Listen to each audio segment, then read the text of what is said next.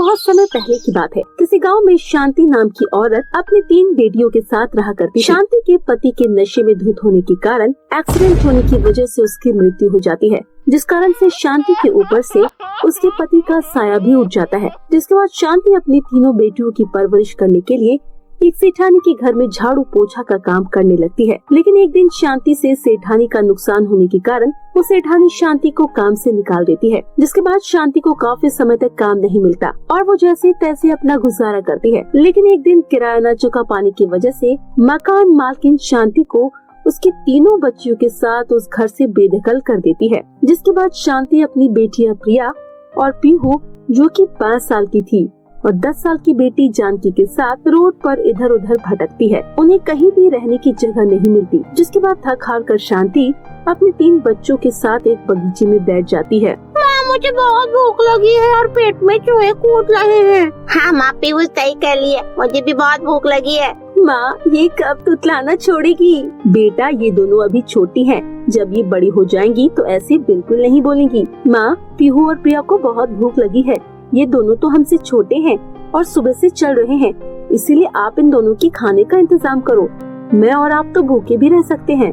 हाँ बेटा, लेकिन हमें पहले थोड़ा दूर चलना होगा ताकि हमें रहने के लिए कोई सुरक्षित जगह मिल जाए। माँ, लेकिन अब और नहीं चल सकती, मेरे पैरों में दर्द हो रहा है। कोई बात नहीं बेटा, मैं तुझे गोद में ले लेती हूँ। शांति अपनी बेटी पीहू को गोद में लेकर चलने लगती है और जानकी अपनी बहन प्रिया को भी गोद में ले लेती है। जिसके बाद वो सभी थोड़ी दूर आगे चलते हैं। आगे चलने पर उन्हें एक कचरे के ढेर के साथ में एक झोपड़ी दिखाई देती है। माँ, देखिए वो झोपड़ी, हमें उसमें चलना चाहिए। जानकी की बात सुनने के बाद शांति अपने तीनों बच्चों के साथ झोपड़पट्टी में चली जाती है, जहाँ पर रहने की सुख सुविधाएं तो होती है, लेकिन कचरे की बहुत ज्यादा बदबू आती है। फिर भी जैसे तैसे शांति अपने बच्चों के साथ उस झोपड़पट्टी में गुजर बसर करती है। अब उसे रहने के लिए छत तो मिल चुकी थी, लेकिन अपने बच्चों को खिलाने के लिए उसे इंतजाम करना था। इसीलिए वो खाने का इंतजाम करने के लिए झोपड़पट्टी से बाहर जाती है और फुटपाथ पर जाकर भीख मांगने लगती है और अपनी मजबूरी भी सबको बताती है, लेकिन कोई भी उसकी मदद नहीं करता है। हे भगवान, मैं क्या करूं?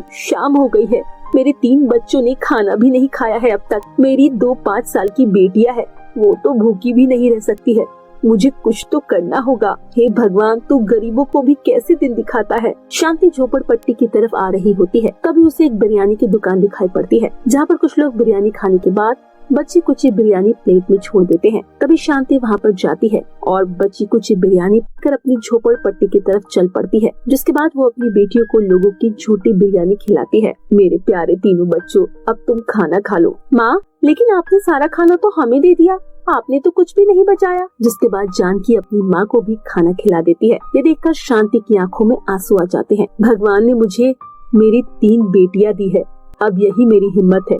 मैं मेहनत करके तुम तीनों का पेट पालूंगी। खाना खाने के बाद शांति अपने 3 बच्चों के साथ सो जाती है। अगले दिन सवेरा होने पर वो देखती है कुछ लोग कचरे के ढेर से कूड़ा बीन रहे हैं। वो उन लोगों के पास जाकर उन लोगों से पूछती है कि वे लोग कचरा क्यों बीन रहे हैं। हम लोग इस कचरे में से प्लास्टिक और गत्ता बीनते हैं और इस कचरे को ले जाकर कबाड़ी वाले के पास बेचते हैं, जिससे हमें पैसे मिलती है। भैया, आपका बहुत बहुत धन्यवाद मुझे बताने के लिए। तभी शांति उस कचरे के ढेर में से कचरा बीनती है और कबाड़ी वाले को बेच देती है, जिससे उसे थोड़े बहुत रुपए पैसे मिल जाते हैं। उन पैसों से वो एक सस्ते ढाबे से खाना लाकर अपने बच्चों को खिलाती है। कल से मैं कचरा ढूंढना शुरू करती हूँ, जिससे मैं प्लास्टिक और गत्ता बेच दिया करूँगी और बाकी का कचरा झोपड़पट्टी के पीछे गड्ढा खोदकर उसमें डाल दिया करूँगी, जिससे वो खाद बन जाएगा और साफ सफाई भी हो जाया करेगी और झोपड़पट्टी में बदबू भी नहीं आएगी। अगले दिन से शांति कूड़ा कचरा बीनने लग जाती है। अपनी माँ को कचरा बीनते हुए देख जानकी पूछती है, माँ, आप ये कूड़े कचरे में क्या बीन रही है? अपनी बेटी के पूछने पर जानकी उसे सब कुछ बताती है। जिसके बाद जानकी भी अपनी माँ की मदद करती है। ऐसे ही वो दोनों रोज कूड़ा बीनते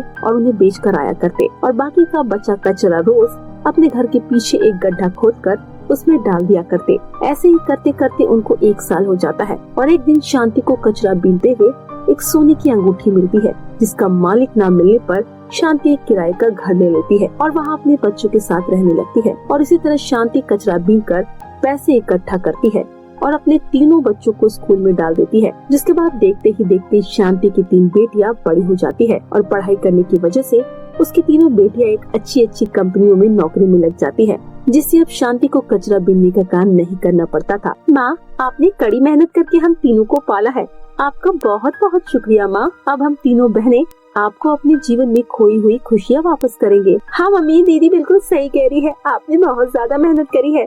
अब हम तीनों की नौकरी लग गई है, इसीलिए अब आपको घर पर बैठकर आराम करना है। जिसके बाद तीनों बहनें अपनी माँ के साथ हंसी खुशी जीवन बिताने लगती है। तो मेरे प्यारे दोस्तों, कैसी लगी आपको हमारी ये कहानी? हमें कमेंट करके जरूर बताएं। अगर कहानी अच्छी लगी हो तो वीडियो को लाइक और चैनल को सब्सक्राइब करना ना भूले। फिर मिलती हूँ आपसे नई और मजेदार कहानी के साथ। तब तक के लिए बाय बाय दोस्तों।